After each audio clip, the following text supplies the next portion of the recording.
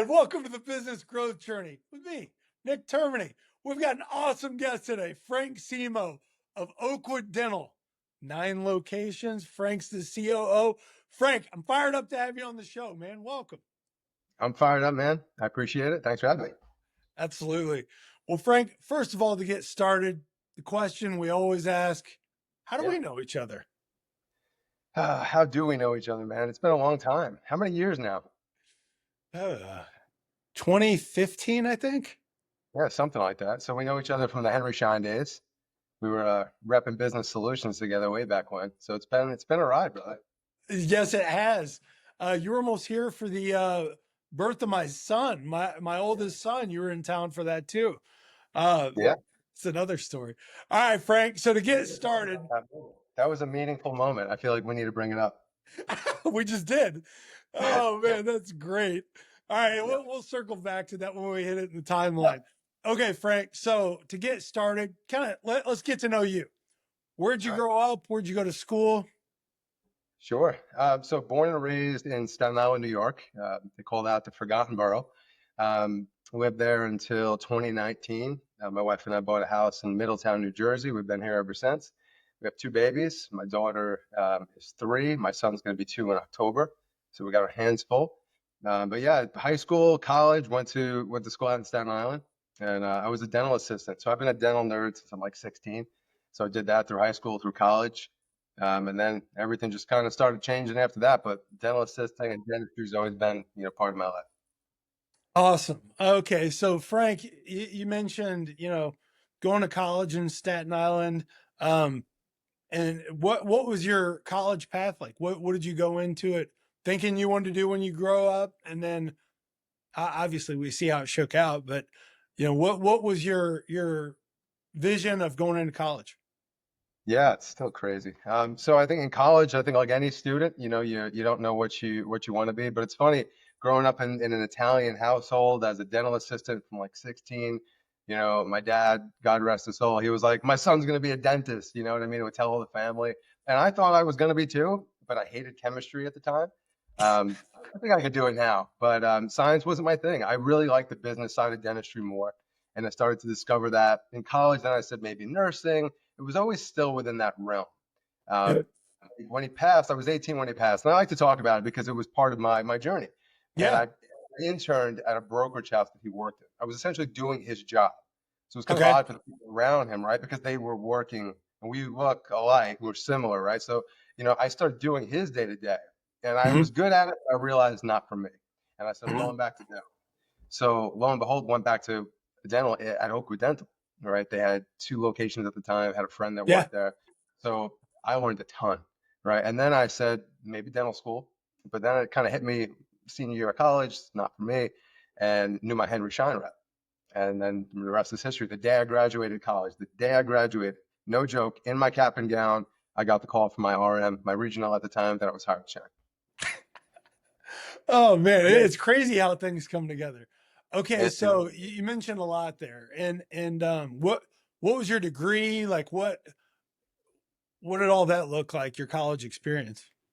Yeah, so I started taking like the prerequisite science classes, but my major, and this is pretty common. I mean, you'll have a lot of bio majors or science majors, Yeah, but I really actually like when I meet dentists that have degrees in other fields because it yeah. helps them as business owners.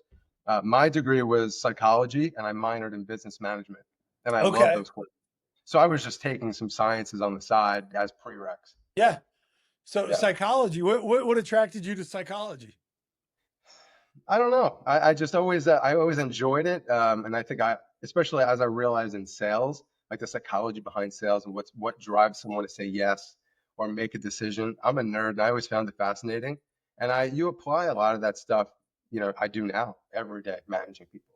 So I think it goes hand in hand, knowing what makes people tick, if you think about Oh man, I just had like 10 stories pop in my head from your level of composure. And Frank, I mean, I'm gonna go ahead and say this early. You're one of the smartest guys I've ever met, but you it. That's a lot. also have an ability to stay composed and be able to, you know, pull in, whether it's knowledge or the psychology side, the emotional intelligence to be able to understand the scenario read people and bring what you offer to that. And I remember, several times through our time working together where I'm highly passionate, I guess you could say. And you were always the level ahead that would be like, okay, guys, now let's work through this. And you always had a way of staying in the moment. So that actually makes beautiful sense, looking back at the psychology and how things came together. So Exactly. from you mentioned your dad being in brokerage. What kind of brokerage was your dad in? So he worked for an interdealer. He was more on the operations side. It was a company called ICAP North America. It Mhm. changed hands. It was at Prudential Financial Wachovia. It had gotten bought out. And yeah, ICAP was his last role, but he was in finance his whole career. Finance. So you had an opportunity to work with him and also learn the finance world. Yeah, yeah. So I was in, and not with him directly. He had since passed, but I was in his organization. So I got to work with the same people he did, doing Yeah. pretty much similar role. I think I always had a fascination too on the financial side. So still do. So it was interesting to be on that side of the world, and you really see corporate. One thing working for like a Henry Schein, where we did, right, Fortune 5. But if you're not in the office on a day to day, you don't really see Yeah. that day to day corporate structure. I got a little feel of that, but you really see it when you're working in, Manhattan, seeing the nitty gritty on Wall Street. Like that's how it really operates on a different level. Yeah. And so you were on Wall Street in the all the action. Yeah. That's pretty awesome. So when you look back at that experience, how did that kind of shape how you viewed business from just a financial standpoint? I think you get to see the corporate world, like I said, on a different scale. And it's the cliche of if you can make it in New York and in Jersey, like over there, but it's the hustle, and I was hustling like really early on. I was always very career driven. I always wanted to just keep going. I don't like to settle. So it taught me a lot of drive, and you kind of combining that because it all happened at once with working in the medical practice or dental. You learn how to speak. You get your teeth kicked in a little bit, and it makes you a better person. Oh man. Okay. That's that. I mean, I didn't even know that part of your story. That's awesome stuff. Yeah. And so, taking what you learned on the financial side and then, going through college and then after that you became a dental assistant in high school. Mhm. So what led you to that? I was in my pediatric practice at the time. I was like 16, just gotten the working papers, and my mother was with me, Uh-huh. and I was ready to get a job. And she was like, "Why don't you ask the doctor if he'll hire you?" Not knowing dentistry, just maybe like some administrative function. And Yeah, I you're did. 16. Yeah, I'm like, well, sure, I need money. Man, like, your buddy's working retail, delivering pizzas, whatever, it's cool. But, I said, let me just try this out for a paycheck. And he said, yeah, go buy a pair of scrubs. And they taught me hygiene. I started assisting him. I didn't realize like he was a pediatric specialist. He did a lot of special needs cases. So the training, you don't, I took it for granted at the time, but we did a lot of complex work. So what was your role like as a 16-year-old, dental assistant? Like what all were you doing? Probably more than I should have been, but they gave Whatever me you can say on here. yeah, right. No, it's fine. But no, I was managing sterilization and then mainly assisting hygiene in the beginning. The way it works too in that world is a lot of assistants come in, and this is any field, right? But specifically in dentistry, you could tell me until you're blue in the face, you can have the most impressive resume. We need to see your experience. So in that world, you start with hygiene, you assist hygiene, you work sterile, then you get to work with a doctor. You'll float, and then you work with a doctor, and then you get to really take point as an assistant by yourself. You can't really give them that responsibility until you're comfortable. Then we hired a GP. I got to learn GP, ortho, love ortho. So I did that for a while. So just, constantly adding more, skills. Man, that's awesome stuff because you're right. Like I've seen the way your brain works. Each little bit of knowledge, man, you're grabbing a hold of it, looking at the application and moving forward. So that had to really help kind of shape your path as each new level of exposure. Because I mean, we both know the more you're exposed to, the more it makes you think bigger and work towards that. Yep, So absolutely. so from that, you realize you like teeth. Yeah, I guess so. As weird as that sounds. Oh, okay. So, and you're an assistant, you're in college, you graduate with your psychology degree and your minor in business, right? And then from there, on the day you graduated, you got a call from the company you were going to work at. What was that like, knowing, you've already learned from financial brokerage, right? That's this is a crazy level of experience. And then being able to learn basically the ins and outs of a dental practice. Yep. And so what was your first role like at Henry Schein? Sure.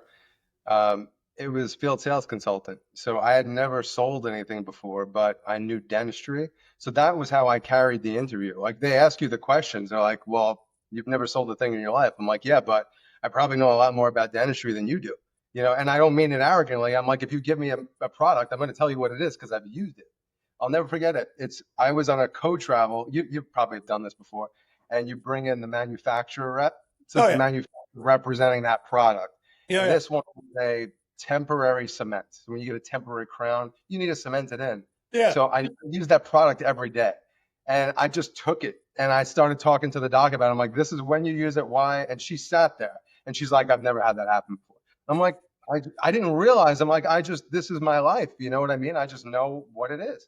So that was how I carried it. And for me, and I still am like this, I try to get on the same level as my client or the other, and the individual I'm talking to, relate to them and just be truthful and passionate. And I think that's what helped me along the way. I grew pretty quickly as a sales rep, just because I knew the environments, I knew my clientele. I think you can now apply that skill set in anything you sell, but you have to be passionate about what you sell and believe in the product. So that helped a lot. Uh, Frank, I'm laughing because I had the exact opposite experience. Yeah, you never When sold a I demo. started as a field sales rep at Henry Schein, I knew sales and I Yep. knew people would smile and they had teeth. I knew nothing else. I remember my first day, and my boss was like, "Hey, I want you to take this glass ionomer and talk to the dentist about how to make this dental application." I was like, I started laughing. I'm like, I never took chemistry, and if I got to Yep. go to explain to a dentist how to do a dental procedure, I'm going to be living under a bridge. So I actually took the opposite approach of studying the business because I knew that I had no skill, interest, or was not the right person to go in and talk that. So the fact that we ended up on the same team is pretty wild in itself. But, for you to be able to realize, here's what my experience is, here's what I bring to the table, and find ways to thrive in that new role, it's pretty awesome. I appreciate it, man. But it's something on the flip side, like in your world, and now I see it every day. Like I have a rep. I'm not even gonna call the company out, but No, she's hustling. She's doing a yeah. great job. Does she have specific experience to a level where it's like you're a subject matter expert? The answer is no. And that's probably the case for most reps that come in. Oh yeah. But you have to respect the drive and the eagerness to be a resource.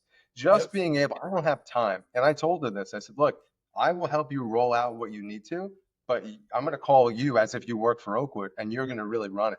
When you have that, it goes a long way. So, I mean, it's not always the experience, it's the drive and the hustle and showing up matters. I think if you do that, we always said it's half the battle. Attitude and effort, baby. Attitude and effort. All right. So Frank, you start out as a field sales rep at Henry Schein. You get out, start hustling. What did you learn? How did you grow? Yeah. Probably like you. And I always I would joke because we trained a lot of sales reps. And, I would always say I've been kicked out of more offices than I can count, and I've been in more than I can count. Thankfully they let me in more than I got kicked out. But that's a big part of it, right? Learning how Yeah. to handle the rejection. And Yep. I think it's like I would always see this, and that's where the psychology of salespeople comes in. Oh yeah. You have some of them, especially the ones that do well, and there's a bit of an ego there, and you often say, well, show some humility, and you try to keep that. It was one of the first things I learned is to stay humble, Yep. whether it's the big piece of equipment or a cotton roll. Appreciate every sale you get Yep. because they don't have to buy from you. But when you think about it, that person's dealt with so much rejection and there's constant instability that account might change tomorrow. So they Yep. kind of have to put up that wall, right? So that was a big thing I learned. But just learning how to discipline myself and consistency and showing up, developing my route. It's far more than just going in, selling and pitching a product. We didn't do that. It was consultative selling. I didn't, Yep. and I would tell others, I don't care actually what you buy at this point. Over time, I'll change product and recommend. My goal is acquisition of what you already buy because we can buy Yep. our own. But then my goal is to grow this business because if I do that, you're gonna make more money and I'm gonna make more money. And they like that relationship. I remember using a line similar. Yep. All right. So Frank, you're an FSC, you accelerate quickly in your career, you learn a lot. And then what's next in your journey from there? So I got a call probably from the same guy you did that started Practice Services, and he said, "Hey, we're starting this thing. Do you want to be one of the first salespeople?" And I had at the time, I always aspired for management. That was always Yep. something I wanted to do. Didn't know what that meant. I do a little bit now, but I said, "Okay, this is the next phase," and I really enjoyed the business side of dentistry. I think that's Mhm. what it came to. I always enjoyed growing practice. So I said, well, this is right up my alley because I talk about this stuff anyway. Why not have my whole sales portfolio be that? And they talked about growth in the division, which happened. So I said, sure, let me take a chance. I was younger at the time. I said, let's do it. So it was great. Grew. I had at one point the whole Northeast. So I got to work with so many different sales reps, Yep. weird ones, new ones, experience. So I got to hear them too and hear how they sold. But the best thing for me were the co-travels, the hours you'd spend in the car with these people, and they would just teach you, and you can't put a price on that. You get to develop these relationships and learn from people that have done it, and I think that goes a long way in finding mentorship. It's funny, Frank, because when you start out as a sales rep, you are pretty locked in on what you're doing, right? Like you know how you do things. You get a few tips and tricks and study sales and ways to grow as a professional. But I'll never forget once I joined the business solutions team and started to co-travel and work with other reps. Being Huh. able to see how they operate blew my mind in both ways. There was some stuff where I'm like, how is this working? And some other reps where I got to learn a lot. But where what I learned the most about myself was, again, I'm a pretty passionate, intense person. And I worked with several reps that they'd get excited and then we'd get going on something and everything would fall through the cracks. And then it just drove me crazy. And so when I would start working with somebody, I would use the line, I can only care as much as you do.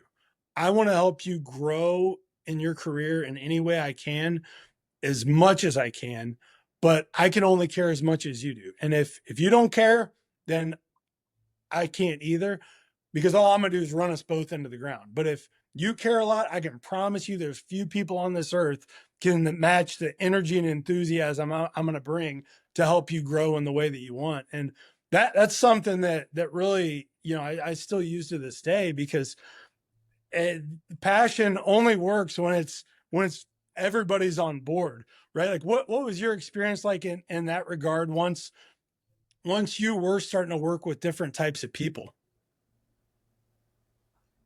Well, I think they need to you need to earn their trust, Yeah. and it's one thing, and a big thing for me, and something I didn't struggle with it, but it was my whole life.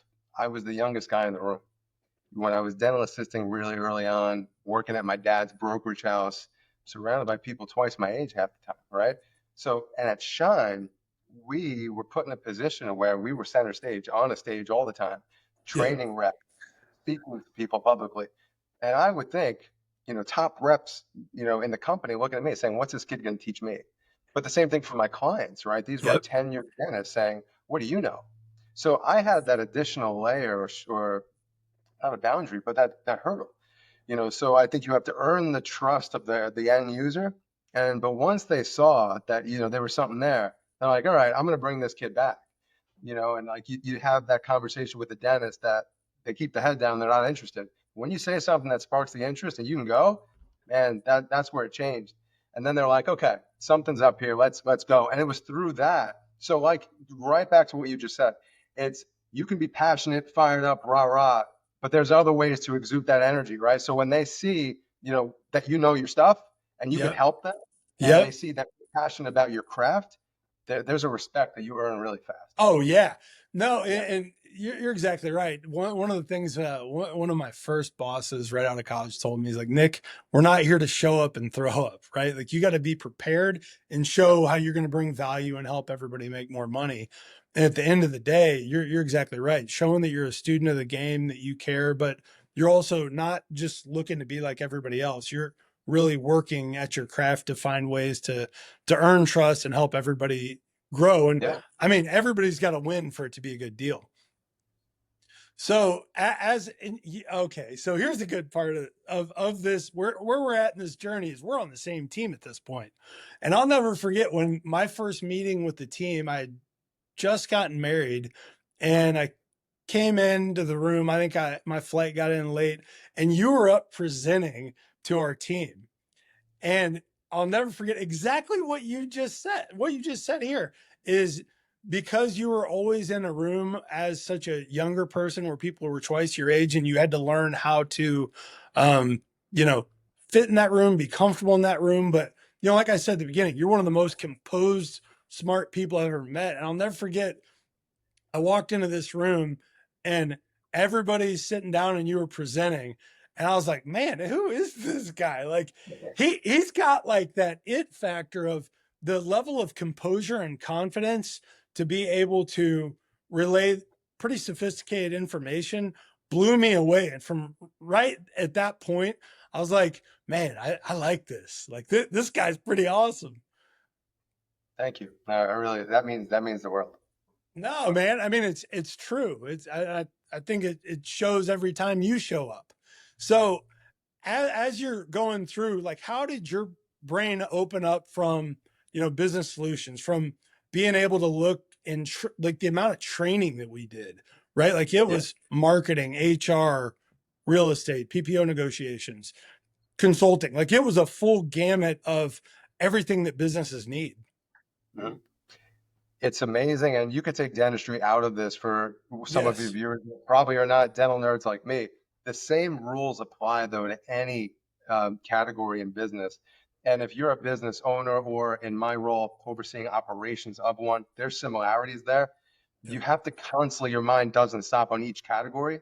And to me, I look at it, I compartmentalize things. That's just how I process. And I'm Yep. thinking, okay, accounting, where am I in this category? Marketing, what am I doing? Procurement, like I'm constantly thinking about that. And Yep. it's an ever flowing scale of, it's a picture of bar graph that's constantly moving in my head. That's what I feel like you have to do. Yep. And you have to prioritize. So for us, the beauty of what we had in our division was we had consultants coming in that had expertise in every single department. Yep. So we got to sell marketing. We got to sell consulting. That's one of the hardest things to sell, in my opinion. You're Yes. selling human discussion. But we got so much exposure specifically to the dental business, but the next level was that we got to work with the one location, mom and pop to some of the biggest DSOs in the country, in the world for that matter. Yep. So you get to see it from all angles, and there's so many ways to skin the cat, for lack of a better term. So that helps me now, because I've learned more now in the last 8 months. I mean, than I have in a while. And you think you know it all, going in, but man, when you live it and you implement it, it's a whole different ballgame. Oh man, so ideas are easy, implementation is hard and slow. It sucks. That's Oh man. Okay, so Frank, as you accelerate what your journey was in the corporate world, what are some of the other roles? And actually, but before you go there, you mentioned a DSO. Just for everybody that's listening, could you just talk about what a DSO is? Yes, of course. That is a dental service organization. So what we're experiencing now for those not in dentistry, and this has been existing for the last decade plus, Yep. is a consolidation of a solo practice.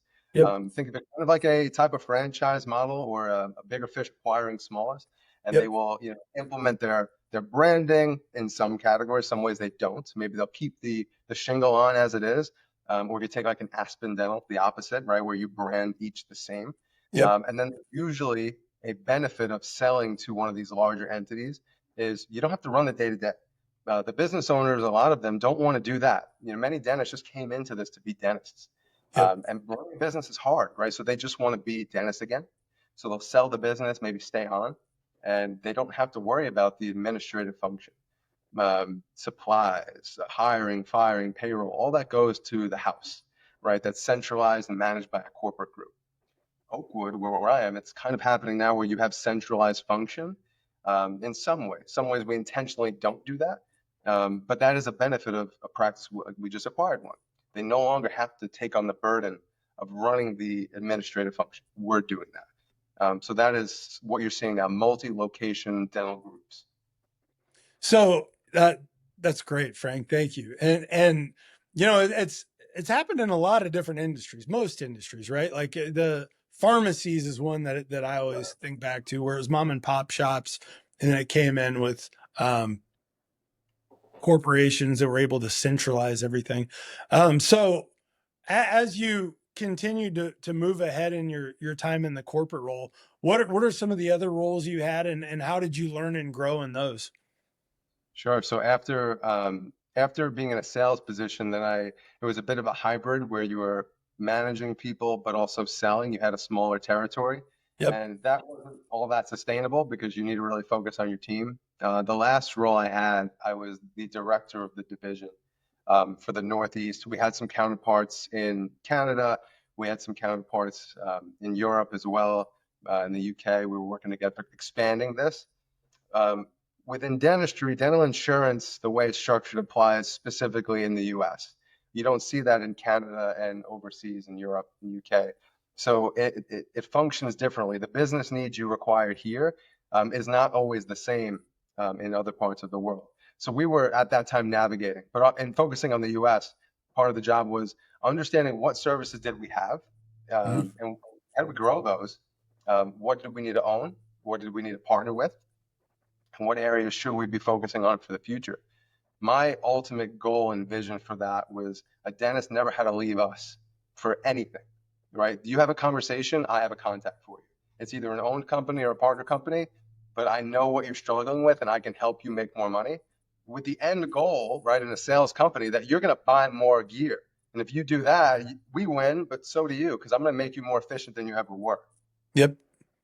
That's incredible. So, I mean, Frank, starting out in finance, then learning to become a dental assistant and all that it encompasses a dental practice, but also, you know, how to work with patients. And when you say how to work with patients, how to work with people, right? Like a lot of people are nervous going to the dentist. So that's a hypersensitive role where you have to learn like how to interact with people, maybe when they're a little more uncomfortable. And then going into the corporate world, like that's a pretty diverse career, and being able to learn in different ways in different scenarios. So now that you look at where you are at Oakwood Dental and being up to 9 locations as COO, like what was it like when you started? And then, you had mentioned the accelerated growth and learning since then. What's it been like? It's it was a bit of a not a shell shock. There was a lot that I knew going in that I would expect. Like some of the Yep. struggles we have. Look, we are far from perfect, but we Yep. have some really good systems, and I'm really proud of the team. We're far excelling some of the other practices I've been in, right? So we're ahead of the game in some ways. They have Yep. a really cool model that's scale, and it's getting better. But so I expected some of the issues because at 9, you're not fully centralized. You expect, yeah, I have a full billing team that handles all that. All of my systems from start to finish are done. No, there's wrenches, there's issues, there's problems, and we're understaffed in some departments and we're overstaffed in others. It's just the way it is. So we're kind of mapping all that out now and understanding the same thing that you and I were teaching, man. It's okay, let's outsource this business need because it's not efficient. Like, for Yep. example, insurance verification. For those that don't know, when you go to the doctor and you give them an insurance card, if you have insurance, well, they have to verify that to make sure that it's active and we know what is covered. That's a very administrative task that does not need to be done in the dental office. So Yep. we outsourced it, saved 2 hours a day, right, in every location. on average. So it's taking not just the time savings, but reallocating that time to more revenue generating tasks. So all this stuff I kind of knew I'd have to deal with. But what's intimidating is you walk in a position of leadership and you think, okay, they're just going to gravitate and respect me and do what I say, and not to be a commanding person, but they don't, right? They're just in their day to day, and you have to lead at their level. It doesn't matter where, right? Because that's their livelihood. You have to know what their struggles are, what's keeping them up at night. It's not always at a macro level of nine. It's at one, right? But if you fix their concerns, you can scale that. So it's constantly being a chameleon, adapting to different personalities and behaviors and needs and wants. And it's never a dull moment, I'll tell you that. But it's fun. It's a lot of fun. Okay, so you mentioned, you kind of knew what you were getting into. Like I know, in the last couple years, things that I've gotten into were going to be high personal and professional growth opportunities. And I also knew from a high level, you know, that hurts at times, right? Like you've got to grow beyond where you are when you started. And that journey is endless. We can always get better. We can always learn more. The information's always moving faster. And so, you going in at a high level, okay, I have an idea what I'm getting into. And then even knowing that, what was it like we talked earlier about implementation is grueling because you tell somebody about it, like, okay, here we go. Yep. And then the next day, and then the next day, and then the next day. And like, oh, you're serious about this. Right. And it's like, yes, we have to continually improve. What was it like, for you going from corporate to a private company is very different too, right? Like the mentality, like everything about it. So, how did you, just put one foot in front of the other to attack each day? It has its own set of challenges because we would often take for granted. There's something to be said about people in a Fortune 5. There is a level of corporate and professional education in that realm of business that Yes. doesn't happen in smaller private companies. Not that that's a bad thing, Yep. but you take for granted some structure that exists in the corporate world that doesn't exist at all. For example, I don't have Microsoft Teams anymore like I did. That's a change, right? And how so I'm implementing that. But it's then just transitioning how you educate and how you communicate to someone who has not had that level of order and structure and discipline that's required by superiors in these big companies, right? It's very demanding but you could be a little more laxed in a smaller company, right? So it's then catering to a different individual, which is fine, but it's a challenge for me because I'm used to a certain way of management, as nicely as I could put it, right? So that's tough. But you asked about implementation. Yep. Anywhere you go, in the corporate world, when they implement something, yes, you hear the rumblings, but everyone kind of just does it. They move along with what the corporation wants to do. Yep. You get your own set of challenges, and our team, and this is a good thing, they're not afraid to speak their minds. And they come to us, and one person makes a big difference in a small company. So when they come to us, they express concerns. The salesman in me never stops, man, because you constantly have to share the mission and the vision with these people and say, look, Yes. and I told them, we just rolled out a new practice management software. That's a big change in a dental office. And it's happening right now as we speak today. Oh, people love that. Dude, it's nuts. So I've been telling you leading up to it, you're going to hate it and then you're going to love it. We're in the hate it stage, and it's a big deal. So I have my own share of stresses right Wait a second. You're gonna hate it, then you're gonna love it. We're in the hate it stage. That's a now. great line, man. That's a beautiful implementation line because it's true. Yeah. When you're change, everybody handles change differently. Different personality types, different experience levels, backgrounds, mindsets, on and on. And it is like you're reforming muscle memory. It's like when you haven't worked out for a long time and you go and do squats. Yeah. Getting out of bed sucks. Going back to do squats again is brutal, but through time, you get stronger and better as you build that muscle memory back up. So how have you, you've always had incredible soft skills since I've known you. That's already shined through in this, and it does every time we talk. But how have you continued to hone your soft skills in your new role? Because now you're sitting at the head of the class, basically, right? Where, you know, there's just a different level of where what you say will be taken in different ways. And as you're coming in to help implement and grow and all these different things, how do you continue to work on yourself and develop your soft skills? It's an awesome question, man. I think it's practice, right? I think you cannot just accept the position that you're in and become complacent in any role. And it's constantly challenging yourself, learning how to speak and practicing that with your team. You make plenty of mistakes. You always want to be perfect. It doesn't happen, right? So you constantly do it and practice. I lose my cool at times. It's What? challenging. Some of the stuff you deal with, it sets you off, right? Some of the problems you deal with in a dental office, it Yep. could be the drama of the day, and you kind of have to put out a fire and be the middleman, but that is important because you're managing personalities. Getting your team to work together, that's just part of leadership. Yep. It's very abnormal to put people in a small enclosed office every day, all day, and expect them to work like a well-oiled machine perfectly all the time. It doesn't happen, right? So you have to constantly train and coach and put the people, as cliche as it sounds, put them on the right seat of the bus. Does that mean moving them to a different office because I know that person's going to vibe better with the other person? Or that doctor vibes with that dental assistant or that hygienist, or logistically, maybe they live a little closer and all they wanted was to work close to home, Yep. and or they needed that raise. So you just have to get to really know your people or whatever team you're managing and make sure that they're on an individual path to success. And then you bring up the soft skills, and it's constantly coaching yourself on how to show empathy and be patient because it's not easy. And you might struggle and not rationalize their concern as legitimate or relevant, but it is, and you have to get on their level. Because I'm up here thinking we got to bring this thing to 50 million, but they're like, I want my hours cut. So it's like, you just gotta change it up. Oh man, that's great. Okay, so you have two little kids, right?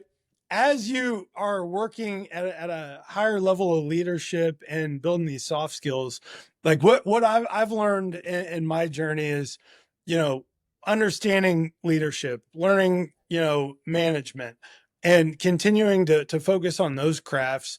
Those have actually helped me be a better husband and dad because I've learned to become more patient, more empathetic, and learn to talk in ways that they receive information versus just me being all my normal fire and brimstone self, right?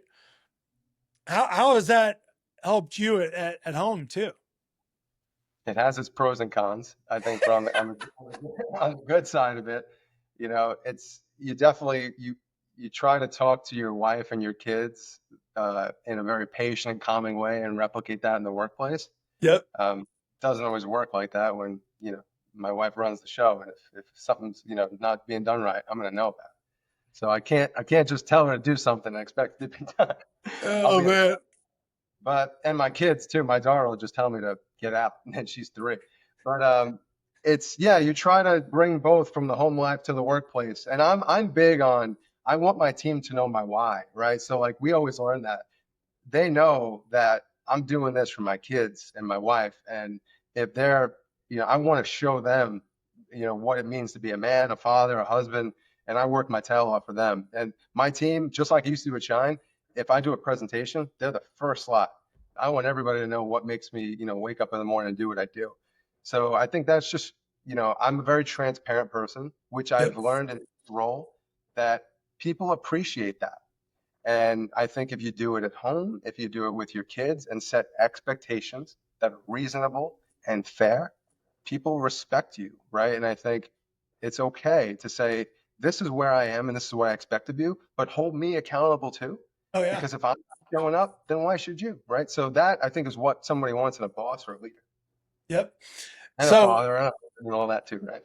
yeah, I mean, well, and you've nailed it with your why, and it's all connected, right? We're all people, and there's understanding people and building leaders of leaders.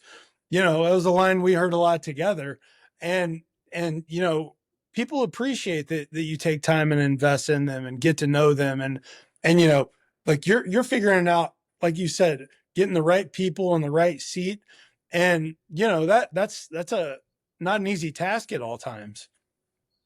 So as you continue to look ahead, what are some of the things you're excited about in the future as you guys are continuing to grow? Like you mentioned a recent acquisition, so what are some of the things that are in the future? Sure. When I joined, I think I'm really proud of our partners too, because they kind of, it's very, and we were taught this, right? Dentists and business owners who are wet-handed in their craft, Yep. in whatever field that is, you could, you could be a plumber and own the business, but be a full-time plumber every day, right? So you're working in the business, not on it. Yep. Well, dentistry is the same way, and whatever, if you're an attorney, it doesn't matter. All the same thing applies. So our partners are all wet-handed still, and they all kind of came together and said, "Well, what are we doing? Are we selling this thing now, or are we going to grow it?" And they all agreed that we're going taking this to the next level. And that's why they brought me on, because they said, if we're going to do this, we need somebody to help us run it. So they called, it's funny, we had a conversation, didn't know that they even had anything for me. And they Yeah. said, don't take the job offers, right? We have something for you. And I really took it seriously. I always wanted to do it. Yep. And it's important to share because that's what led us here. And I think the acquisitions and the growth phase is really fun. I love the design. They have a great design scheme, the way they do things, and then Mhm. just want it all come together. I think that's really exciting. And I want to be able to take a look at this workflow and streamline it to perfection. That we can see every patient that calls us, because we don't right now. We don't have a place to put a lot of these people, and we need to fix that, for good reason. Our businesses are growing, but we Yep. need to have systems and workflows. So I want to continue to add more value and just really get this place humming, as cliche as that sounds. No, and that's beautiful, because the more the company grows, the more challenges that come up, and you literally just brought that up. So as you've continued to grow, and then then it's okay. How do we then build the systems to be able to serve more people, right? To serve our communities. So what ways do you need to continue to grow? Like you mentioned, adding seats, but how are you going to continue to grow?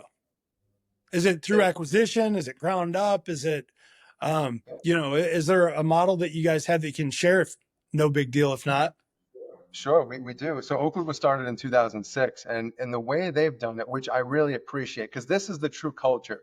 Like you have your high level, your mission statement, your vision, Yeah. but when you talk to the partners and see like how they are as people, there's a reason that people stay and work for them because of the Yes. level of autonomy that they give, which I'm telling you, you don't see it in every dental office. And I'm not just trying to call out Oakwood, it's the truth. Wait, Um, Frank, you've yeah. been in thousands of dental offices, so you actually do have a very well-rounded view. Even the design, like this, man. You've been in some offices that you would not be a patient in ever. And they actually are doing pretty good, but you'd never take your dog there. But, No. and staff, they don't know what's out there. I mean, as much as they can say they do, and I loved when dentists would say, "Oh, I talked to my dental friends." You probably know like 10 of them. Like, what's your circle truly? Like, I always say, talk to your vendor reps and your companies because they're the ones that really see what it's like in the industry. Yep. So develop opinions through bigger sample sizes. But for us, Yes. it's I'm very excited about the growth. We've done it in a de novo style, where And you find a space and you build it that way. But wait, and now, Frank, could you elaborate on the de novo style? sure, it's finding either maybe it's a standalone piece of real estate, or Mhm. for us, it happens to be now in shopping plazas. Good, foot traffic. We tend to like that model. That's just us. They Yep. both work. You find a space that's for lease. 80% of dental offices are leased. Mhm. So we lease a space, build it, we design it, and we build it from the ground up. Plumbing, architecture, everything. And that's what we call a de novo, a brand new space. Yep. Um, then you have the model of an acquisition. So just like the last one we did, you find a doctor or doctors looking to sell their business.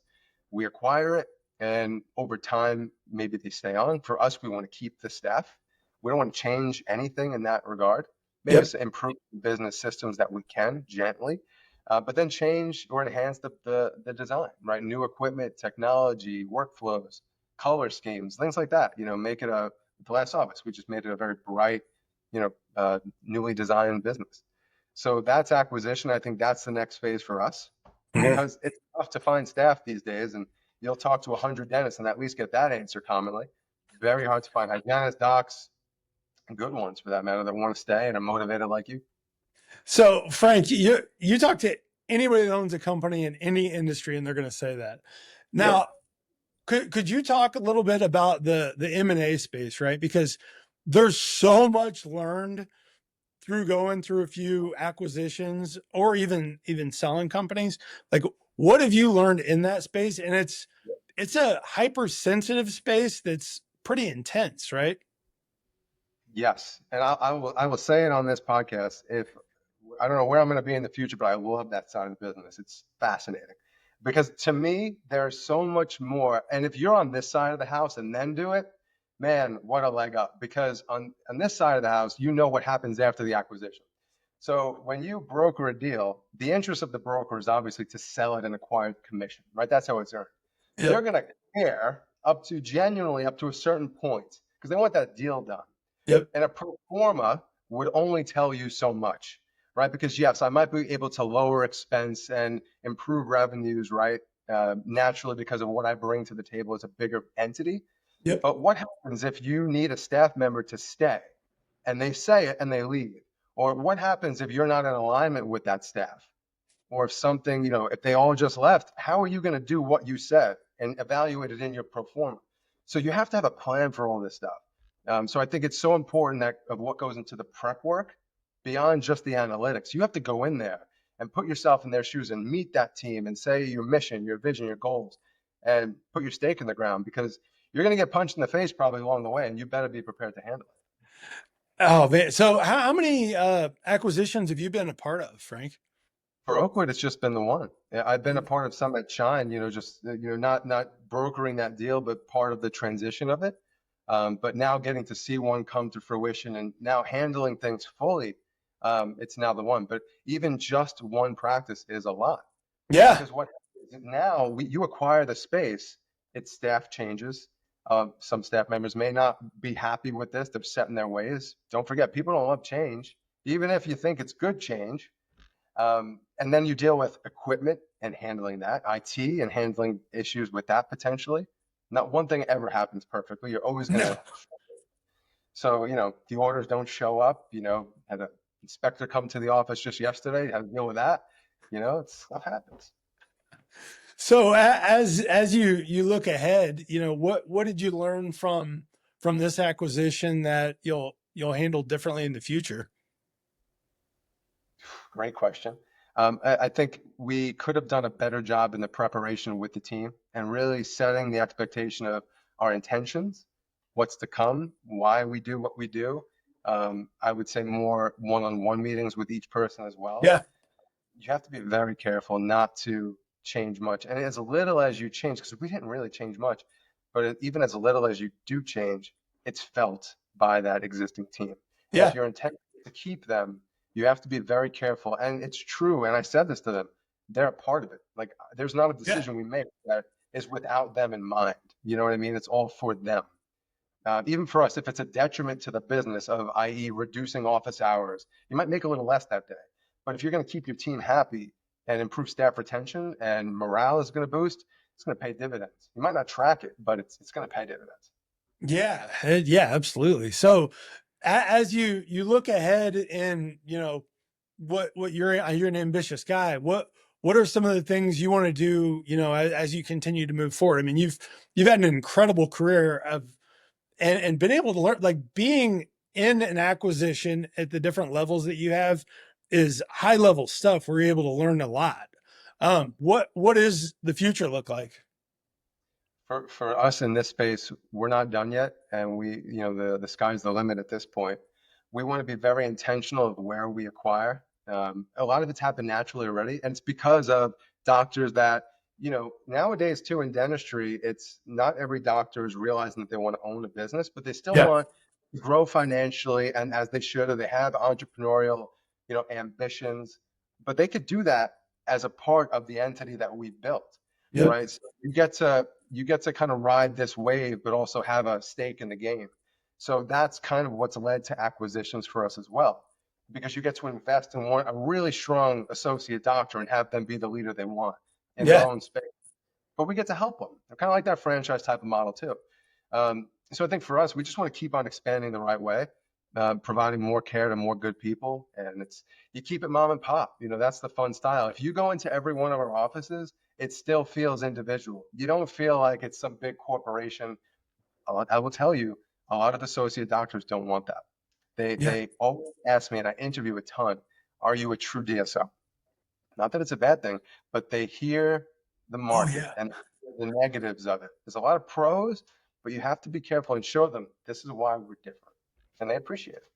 Yeah. So as you're, in settled in your new role, you've already implemented a lot, gotten to know the team, done an acquisition, and are continuing to game plan ahead. I mean, what's your favorite part? Like what's been the most fun of this since you've uh joined Oakwood Dental? The most fun.